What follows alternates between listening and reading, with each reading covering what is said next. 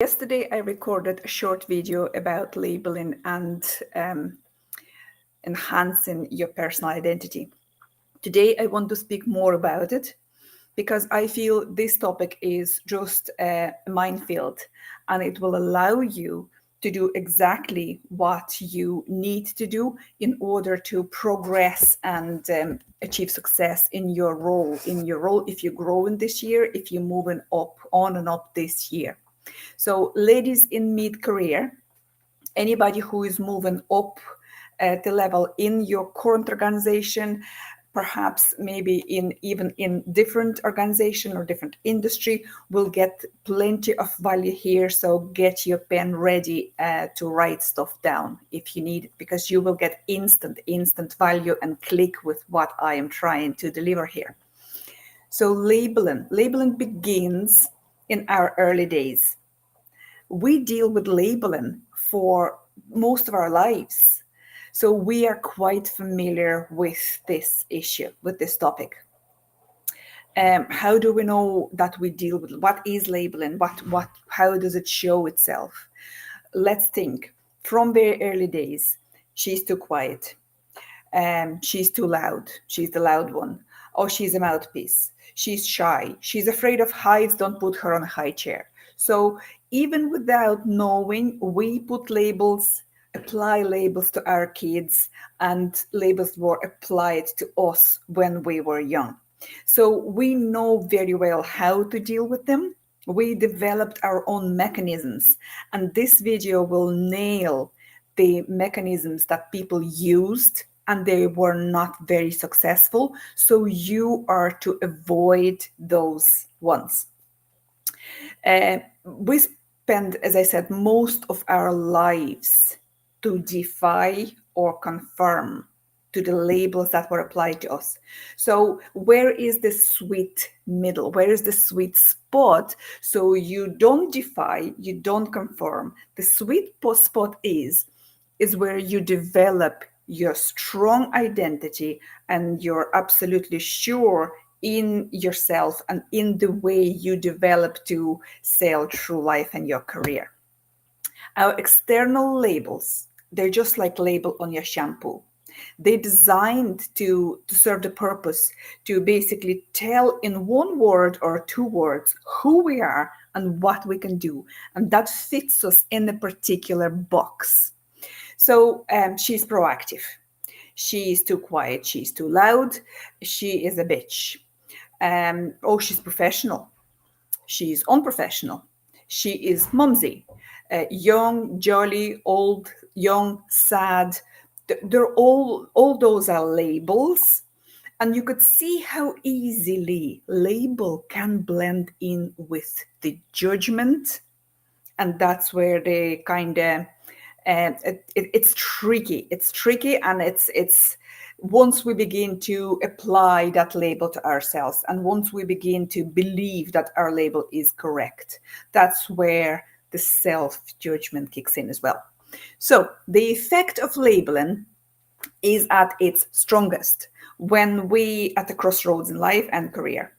So when we move up and on, especially when we get to the point of moving up to the senior role, that's where the label kicks in and shoves you back into your box.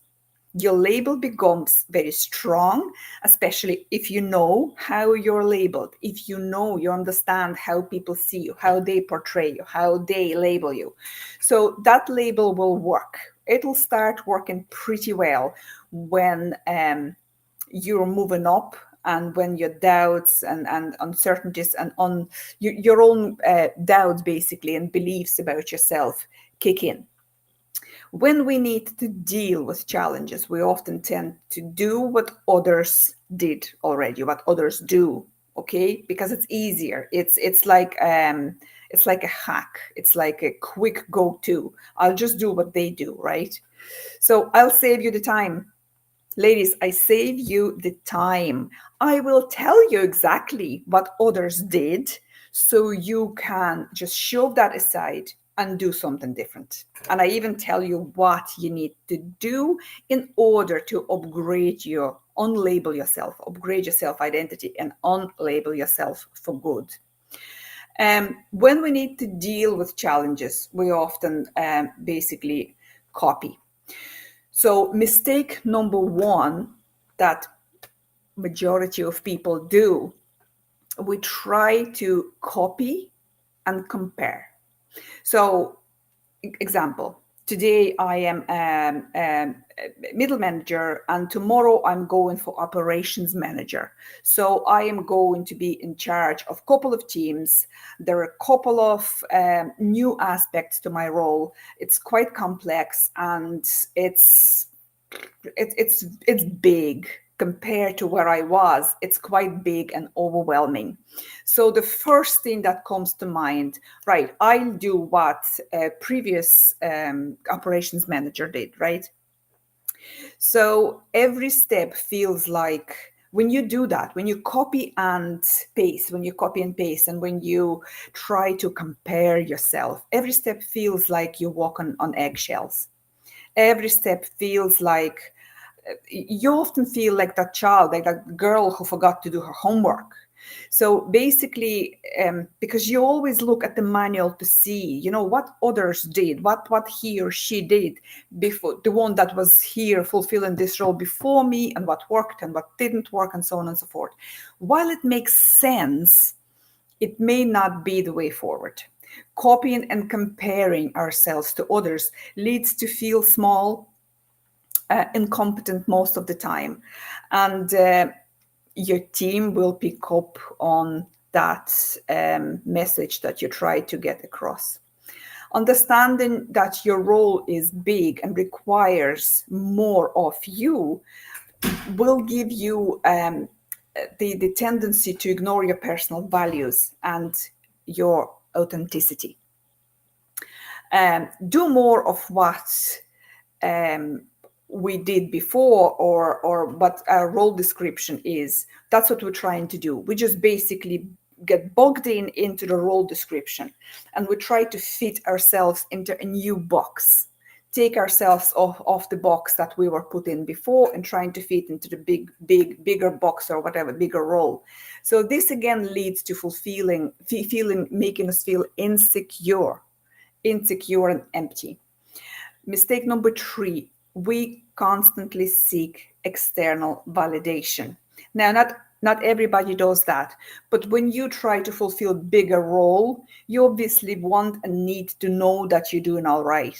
So again, seeking external validations will show up in your leadership style, will show up for your team, and it often gives underwhelming results. And mistake number 4, which is over identifying with your label. What that means is it's basically over identifying with your job title, over identifying with your social role. It may limit exploration of other aspects of your personal identity. So, in other words, it cancels your authenticity. I strongly recommend you, ladies, who is planning this year or just about to move into a new bigger role, to assess where you're at right now, because labeling is real. It is real. And you, as you see from my message here, we deal with it most of our lives. So start dealing with it right now, and you will be able to unlabel yourself pretty fast.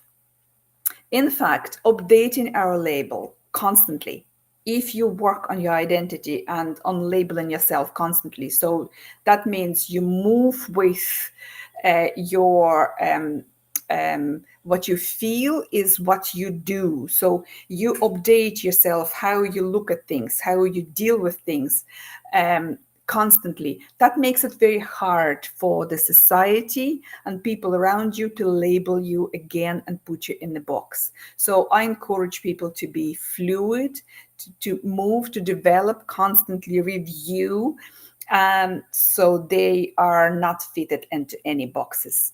How do we do it? A various way of doing it. Obviously, I invite you to DM me and get an assessment. It's a 30-minute call free of charge, where you can assess how you can unlabel yourself and fit into a bigger, more demanding role, being authentically you. I also invite you to sign up for a 6 weeks course, a small group of women who will learn together the same material. And this is very beneficial because people can share experiences as well as learn together. And in that case, if you're interested in it, just DM me, unlabel me, and that means you're interested in the group program.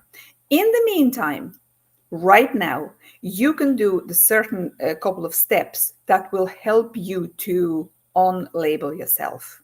So first and foremost, we do opposite of what those mistakes were. So quit comparing yourself. This is as simple as when we compare, we make ourselves smaller, and those who we compare to, they are bigger. Making yourself smaller is not helpful. And copying someone else's style is not going to work. And the reason being that, especially if you're a female moving up the ranks, comparing yourself to a similar position of a single male with no children, and you, for example, mom who is working hard and has children as well at home, that makes it unfair comparison, because who you're comparing with, he probably has loads of free time. You don't know their way. You don't know the sacrifices they made. That's number one. Number two, if you compare yourself as a mom, working mom, to a single man, young man who excelled in his career, he has more free time. He probably has less stress and worry in his life. So the comparison is not fair. And we never know what other people sacrifices were for them to get where they are. So comparison is not the way forward. Number two, identify your personal values and stick by them. So basically, feeling strong about who you are will get you good results. Number three, external validations don't work. The more you seek external validations, the more you become dependent on them and dependent on people who give you those validations. So it's the simple answer is you need to quit comparing yourself and seeking those validations. Acknowledge and appreciate the various facets of your own personal identity. So basically, again, we're back into authenticity, back to your own values, how you can retain who you are and still go forward, move forward, fulfill fantastically big demanding roles, and feel good about it. This all what this is about. So I would love you to reach out, DM me on label if you want a quick call, or unlabel me if you want to be part of a small group of women who will go through 6 weeks program. And if you want to redesign your own label, I want you really, really to consider reaching out. I would love to hear about your own experience. And until next time, bye. Have a good weekend.